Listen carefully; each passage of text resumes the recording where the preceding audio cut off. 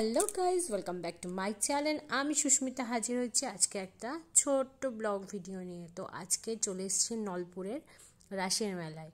তো চলো বন্ধুরা, বক বক করবো না, দেখো লঞ্চ থেকে নামলাম আমরা।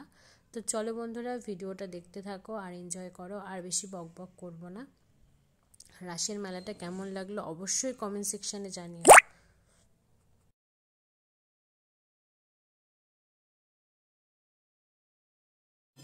লঞ্চ থেকে নামার পর তারপর দেখো বন্ধুরা, একদমই লঞ্চের গায়েই একটা মায়ের মন্দির রয়েছে।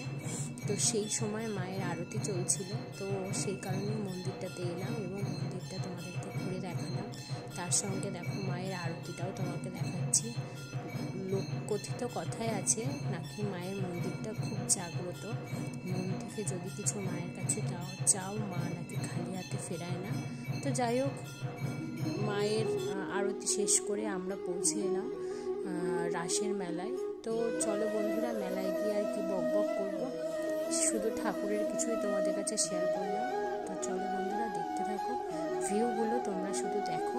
আর ভিডিওটা এখানেই, মানে ছোটোখাটো ভিডিও তো সেই কারণে ভিডিওটা এখানেই আমি শেষ করব।